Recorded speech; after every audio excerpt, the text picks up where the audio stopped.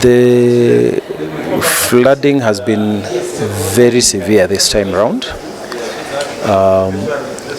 In the river basin, we normally experience flooding, but the flooding that we experience is normal, which doesn't hurt us, because in fact traditionally we have depended on the river Tana for our irrigation, and we do flood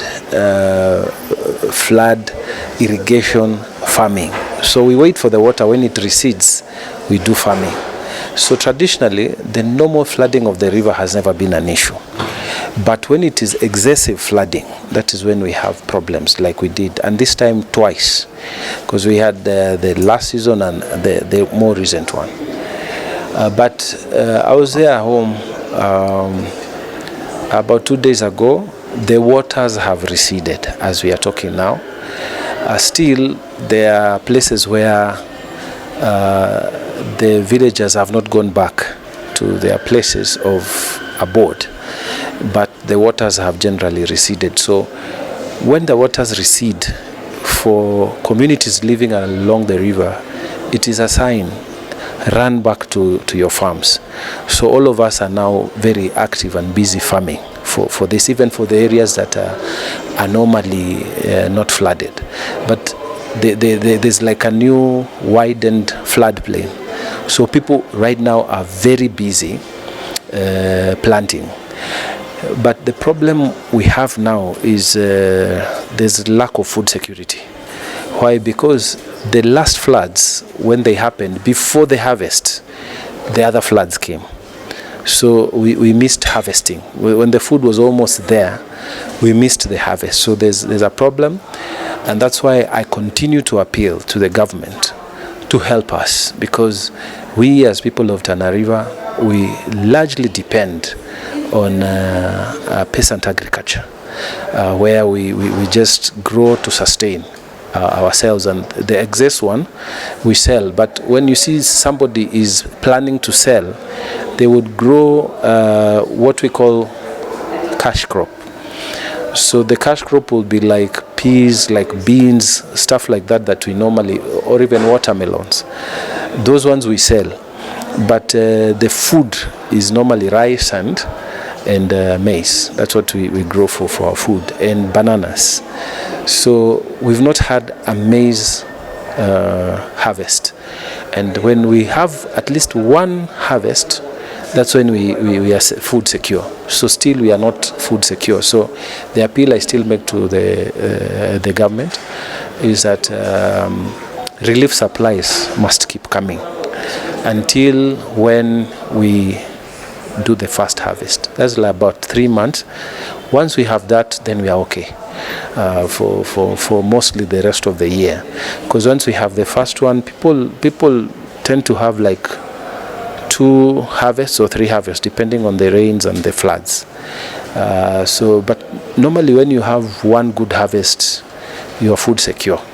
And then if we get others, it's okay for now selling and something. So that is the situation as it is. Okay. But let me say something else.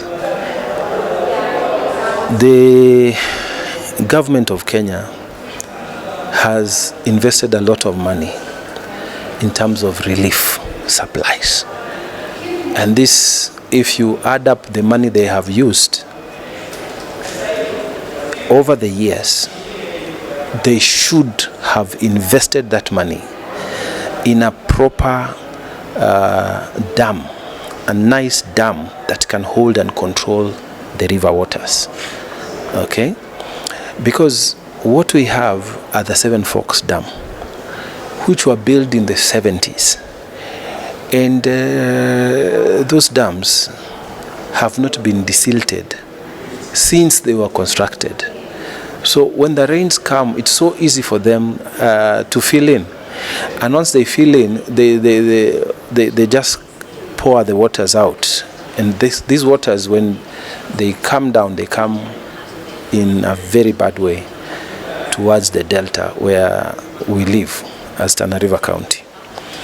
So I'm aware that the government had started the construction, the negotiations for the construction of the High Falls Dam. The High Falls Dam is going to be the solution to the control of the river waters. I'm told that the British government and Kenya government had entered into a memorandum of understanding. But the truth of the matter is that the funding is a lot. It's a lot of money that is required to put up the infrastructure for that dam. So Britain has also delayed in releasing that money because it also has its own problems, we all know. So I'm going to use this opportunity to appeal to the government to get another partner to fund the construction of the High Grand Falls Dam. This dam is going to be the solution to the perennial flooding of the River Tana, because waters are not bad, but uncontrolled water is very bad for us. But if that dam is there, it will release the water in a way that all of us can benefit, and that is what we want. Tana River has a huge potential to feed this nation. In our place, sugarcane does 2 times, unlike in Western. You will harvest sugarcane twice. In our place, in Tana River County, we don't use fertilizer. When you put your crops, it just grows, you know, because the floodplains, it comes with a lot of the silt and everything. It comes with a lot of nutrients for food. So we have capacity to feed this nation, but we need investment. Which brings me to the third point. The Republic of Kenya has had a policy of segregating and marginalizing areas that are looked at as potentially low potential areas. Okay, and this has been the policy of this republic since 1965, sessional paper number 10, which said that it will be a policy for the independent government to invest in areas that are high potential. So then they started building roads in those areas where they're producing tea and coffee. In other words, the new government that took over continued with colonial policies, and they left places like Tana River far away from investing in development. And our people used to say those days, before devolution came, that I'm going to Kenya, you know, but they are Kenyans. But that tells you the kind of marginalization we have suffered.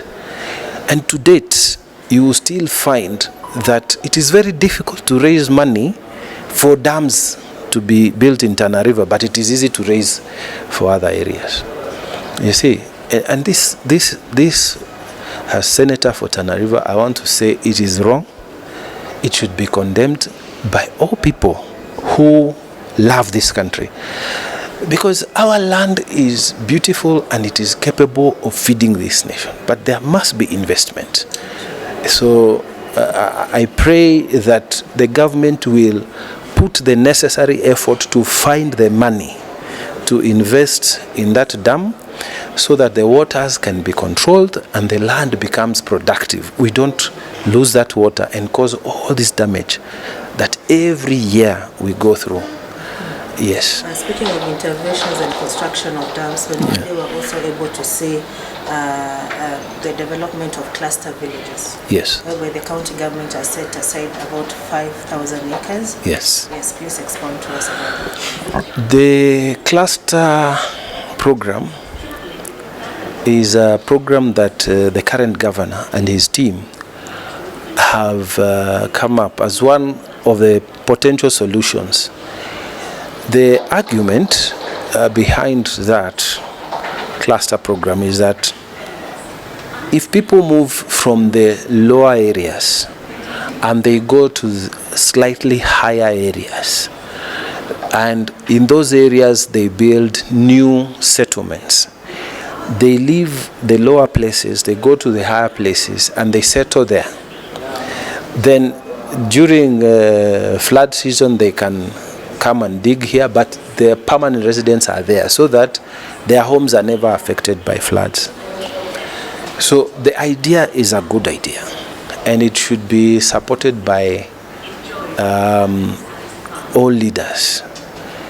There are challenges though, because it's a good idea, but the implementation has had some challenges. There are teething problems because leaders, and I speak as the senator of Tana River County, I know some leaders who have come to say that the way this program is being implemented, it is also marginalizing other communities and marginalizing other areas, so that some constituencies are feeling left out, and some constituencies have had the lion's share of those village clusters. And as a result of that, there has been a lot of political heat around that program. So my advice is that the governor needs to take a step behind, talk to leaders, and gather the goodwill and the support of the leadership in Tana River County. I know the MPs and the women rep, the 3 members of parliament are very reasonable people. I'm the chairman of that caucus for Tana River national leaders, and I know our team is a very reasonable team, but the governor and his team must engage, because otherwise you don't have the good political will. But the idea itself is good. My prayer is that it will be implemented in a way that it will gather support of the leadership and then the people. However, for me, the cluster is not the final solution to this problem. If you had the opportunity, like I did, to overfly Tana River when the flooding had taken place, the entire floodplain was down. You could not say this is high. Very, very few places where you could distinguish that this is a high ground. The entire place was flooded.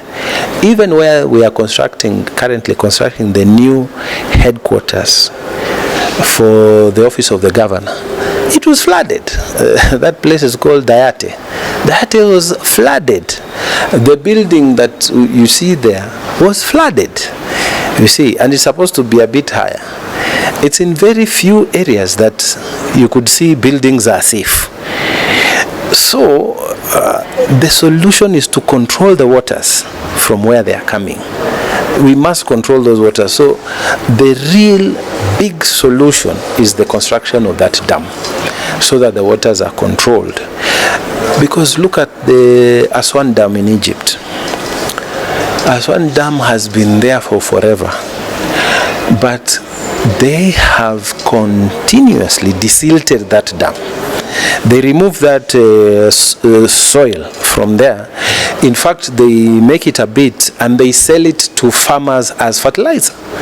They have commercialized that whole process of desiltation, and that's how they have kept it for so long. Otherwise, that whole place is a floodplain. The River Nile, all that place would not be productive, and it would be losses after losses every year if they didn't construct that dam. But they have managed to do that. Now, that area, the way it looks, it's very much the same way Tana River looks like. If you've gone to where the Blue Nile is and where they divide the two, the White Nile and the Blue Nile, it's very much like Tana River. There is no high ground. High grounds are very, what you call a high ground, it's not very high, you see. So my argument is that the national government must invest in that dam. The cluster program is a good idea, But for it to function properly, for those houses even up there to say we have now permanent houses, the clusters, for them even to be safe from the flooding, like the exact flooding that we had the other day, we must have the river controlled by dams. So it's a good idea, but a better idea is the control of the flood waters using the dam. And the government of Kenya must remember that Tana River County is the one that is giving most of the hydroelectricity in this nation, because we are the ones who, when it comes to providing electricity, they hold our river up there and they do the generation of hydro.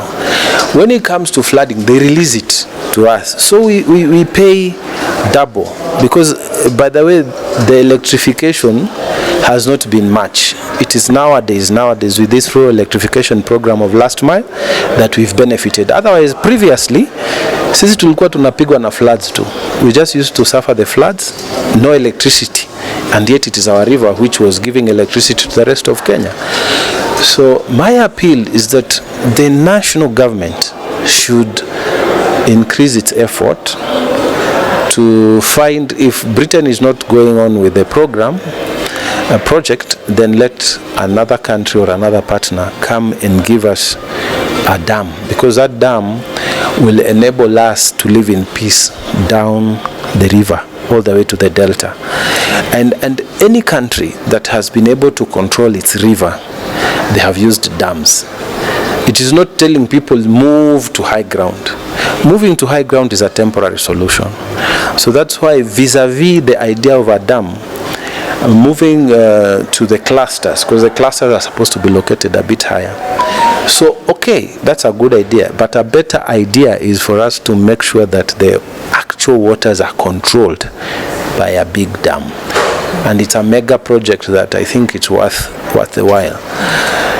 Our county is the biggest in the entire coast and one of the biggest in the entire country. So, if that land is irrigated using the waters of that dam that I'm talking about, we will have massive food production and our people will be rich, very rich. And I think that that's the direction the government should take. Unfortunately, with 37,000 square kilometers, the last census we are about 374,000 people, so we are not many. So that disadvantages us when it comes to politics. See, politics is about numbers, and because of that, again, they don't listen to us too much.